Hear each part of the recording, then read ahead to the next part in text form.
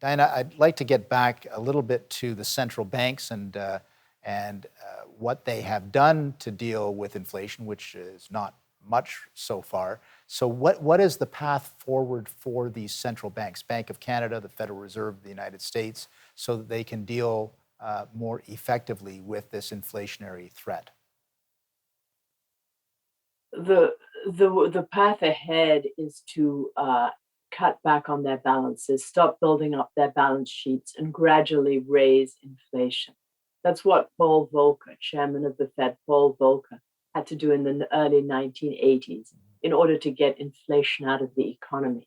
And President Reagan said to him, I have your back and do whatever you need to do. President Biden needs to call Chairman Jerome Powell into the Oval Office and say, I have your back, get rid of inflation. The trouble is, as you pointed out in the last segment, this is a year where there's midterm elections in the United States. So raising interest rates and potentially risking pushing the economy into a recession or causing more problems is not something the Federal Reserve wants to do. Central banks do not want to appear political.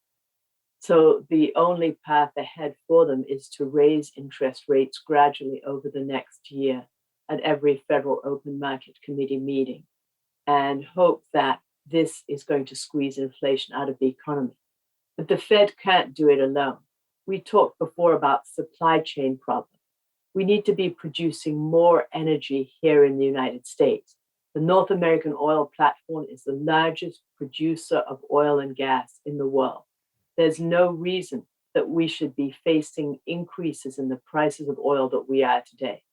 We need to be encouraging all our producers here in the United States to be producing offshore, on federal lands, in monument lands. We need to be rolling back the regulations that are preventing them from doing so. I mean, can you believe it? The Federal Energy Regulatory Commission just put in a new rule saying that builders of pipelines have to have additional regulatory oversight with regards to the effects of their pipelines on the environment. This is a time when we need more natural gas in order to be able to reduce emissions from other kinds of sources of fuel. Do you see a role for nuclear as well as a part of the solution? Yes, it's always been puzzling to me that environmentalists are against nuclear power, even though it's very powerful and produces no emission. So I would definitely see a role for nuclear power. But unfortunately, nuclear power plants have been blackballed because of potential dangers. But new nuclear power plants are very safe. They have fail-safe operations in case of any kinds of accidents.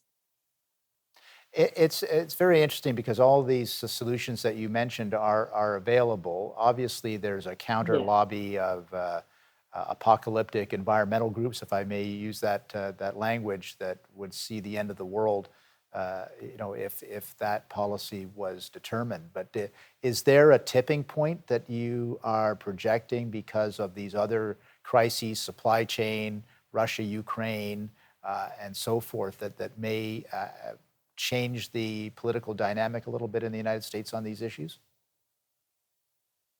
People really do not like high gasoline prices. That's the one thing that Americans don't like. They like to get into their cars and drive. Mm-hmm. And so that very well could be a tipping point.